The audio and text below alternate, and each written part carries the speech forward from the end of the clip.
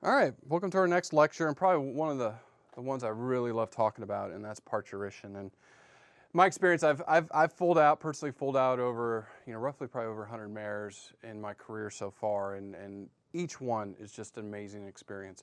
You would think after the first one, it's kind of shocking and you see it happen, but it's just beautiful. It's a beautiful thing that's why I love nature so much. So it's pretty great. So that's what we're going to talk about next in this lecture. Now, just some review again, and the most important thing on this is the gestation length in horses is 340 days. Donkeys, or if they're gestating a mule, can be 360 days. Now, different factors that can affect the length of those days, there's just kind of a small list of them, is the season of breeding. So if they're due earlier in the breeding season, they tend to go a little bit longer, so they may not be right on track. The dam's age, if she's a maiden mare, they tend to go a little bit longer. Not always true. I just actually a couple weeks ago talked to our farm manager here at Florida. We had a maiden mare go 2 weeks early, so that's not always 100%. But generally they go a little bit longer because that uterus hasn't stretched out before. So it's the first time that's happening. So that sometimes takes a little bit longer. The environment, there's a thought that if it's cooler in the year, longer winter, means mares tend to go a little bit longer. Earlier spring, they'll foal out a little bit earlier. That we definitely know colts take a little bit longer. Even my research, I've found that fillies come a little bit earlier than colts. And genetics. When I was doing my graduate program at Texas A&M, we had a mare foal out 3 weeks early. She was a mare that was usually 2 weeks early every year. This year, she came out 3 weeks early. It was like January 3rd, so we were scared because we didn't want to get into the previous year, because if she was born on, say, December 30th, she would have been 2 days old and considered a yearling by the Quarter Horse Association. So we lucked out with that one. And so she just was always early. Foal was great, big filly. I mean, everything was fine. It's just they were always kind of early on their gestation lengths. Now we're going to talk about some of the signs leading up to gestation, and you'll hear me say this a couple times, that the physical changes that the mare or the jenny goes through leading up to parturition are the most important to monitor, because they're going to tell you physically when they're getting ready to foal, because obviously they can't say, hey, baby's coming. I mean, so they have to show you physically. So here's some of the things that are going to change, and I put tailhead because that hind area, that birth canal has to really loosen up to pass this large foal. And actually their pelvis does stretch during the birthing process. So it gets really relaxed, and it's always neat and I always teach this to my students, to check the tailhead of a mare that's pregnant. And you'll notice, like if you go to any horse, go to a gelding or a stallion or a mare that's not pregnant or nearing parturition, lift their tail and it's like, they fight you. There's a lot of resistance. Well, as they get closer to parturition, that loosens up, and really the day of, I mean, that thing is rubber. It is like a rubber hose. It is so crazy how loose they get in their hind end. Now, the udder is going to fill out, the nipples are going to start filling out, and they have this what we call asymmetrical view. So really what you're looking at, and it's really hard to kind of detect, but this side she's bulging out just a little bit more. So that's where I would think the foal's resting. That's her left uterine horn is really where that foal grew and developed, so it's kind of resting there. So you'll see as that changes, as they get closer to parturition. So within a couple days, that tail becomes really rubber. Their vulva is going to get longer. It's going to stretch and get longer as they get ready, and then their udders are really distended, and you'll be able to see that. Now they get this thing called waxing. We call it waxing, but it's really just kind of dripping milk right there on the teat. And it kind of either drips out or it dries there, so you get this little drip of what we call wax. It's like, like she almost put a little bit of wax right there. So that's a sure sign that she's getting really close, because her udder's getting ready for lactation. So you'll see that. And then talking about that abdomen is, as this foal repositions, which I have in this image here, so as that foal repositions, getting ready for parturition, it's going to drop in the belly. So you get this dramatic drop, as you can see in this pony mare, that she's getting ready to foal out. That foal has repositioned, getting ready for the 3 stages of parturition. Now there is kits out there to help you, kind of guide you in, but again, we do use these on our farm, and every farm I've been on, that we do use these. They're a good tool to use, but do not become dependent on them.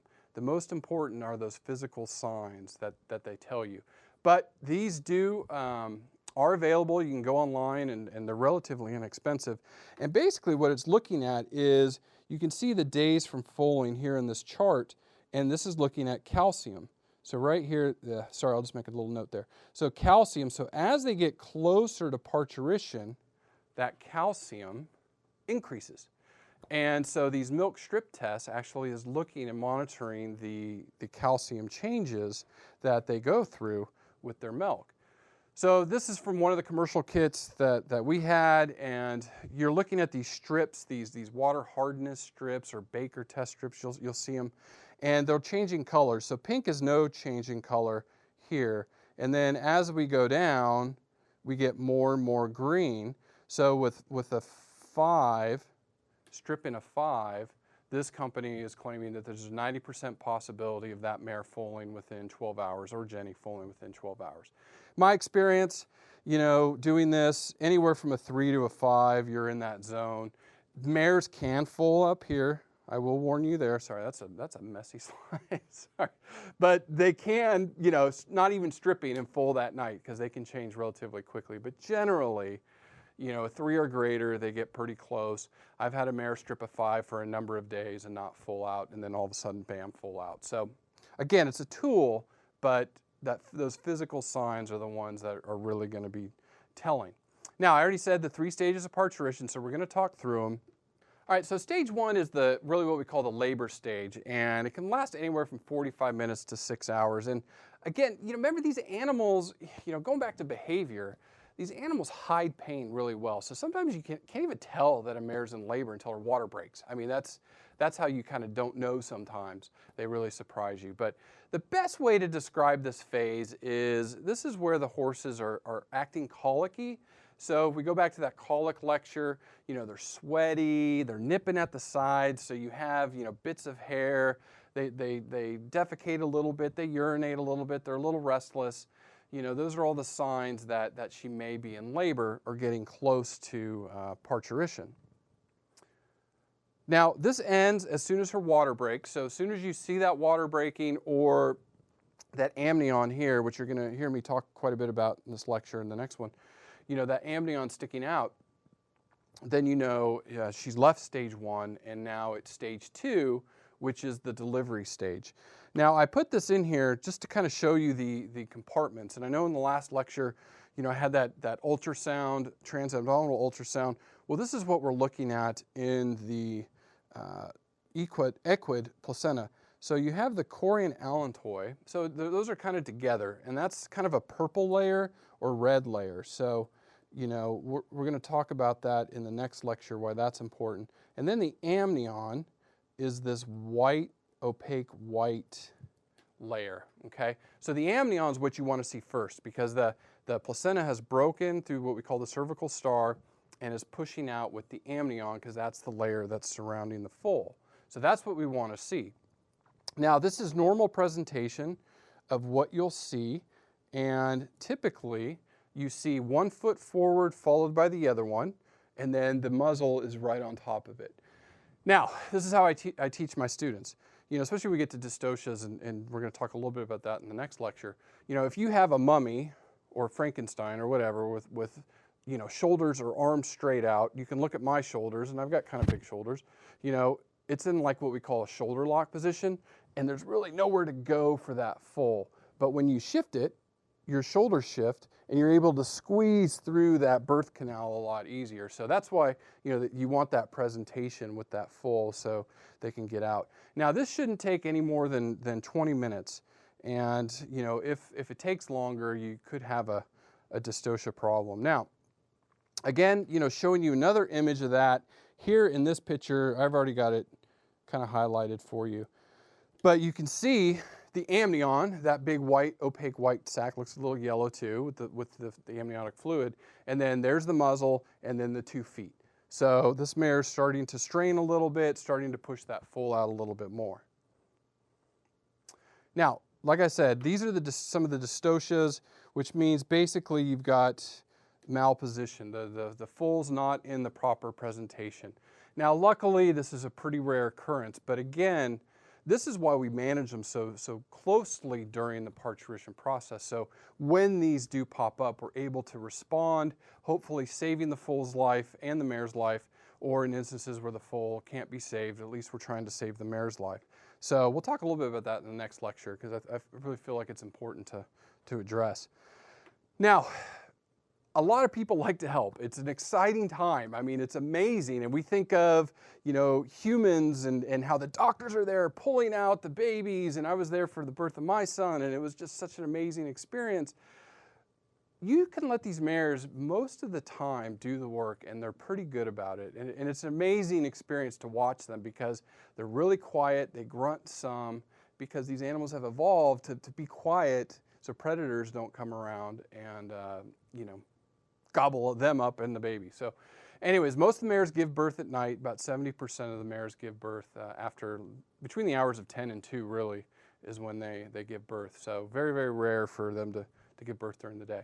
Now, there are some instances where you do need to get involved. Again, those instances where we do have some dystocias, or here, if you can't see it, the foal's muzzle is clear, but you want to make sure that amnion is cleared away from the face. So if it's not, go in there, feel free, rip it, and then just get out and watch mom and baby. But you want to make sure that foal can breathe, because in my experience, we actually had a foal born in pasture that suffocated with the amnion, so very tragic. So those are some of the things that do that. Now, I put these images in here, and I'll number them. So 1, 2, 3, 4. So you can kind of see the progression of a foal being born. And there are some videos on the class website that you can watch this process. But I do this because, as the foal does kind of start off going straight back, but then it starts to curve down with the curvature of the back, which you can really see well here. Okay, so if you're ever in an instance where you have to help and assist pull a foal out, you don't want to pull straight back. You want to actually, I always tell students, pull out and down. So, you kind of want to go with the natural curvature of the spine so you don't injure the foal or injure the mare. So that's kind of natural for them to come out. Now, as soon as the foal's out, that ends stage 2, and then you enter this stage 3, which is really easiest to say is the passage of the placenta, and that can take anywhere from 1 to 3 hours. If you're really lucky, it takes less than an hour. If you're there for a while, it takes 3 or 4 hours. So you can imagine during foaling season, you don't get a lot of sleep, especially when you have to foal out 30 plus mares like I have in the past. And some people foal out hundreds of mares on their farm. So, you can imagine it's a busy time of year. So things that are going to happen here too is the placenta is going to pass smooth side out. So this is that Corian allantois that I talked about, those kind of red purple, and then this is remnants of the amnion, that smooth side out. Should be about 11% of the total foal's weight, to make sure you had a natural or, gestation. Sometimes those placentas are really big, and that might be a little abnormal. Now, the umbilical cord is going to break naturally, or it should. So like a mare getting up in this image where she's gotten up and the umbilical cord is going to break. And generally, you want to let the mare do this on her own.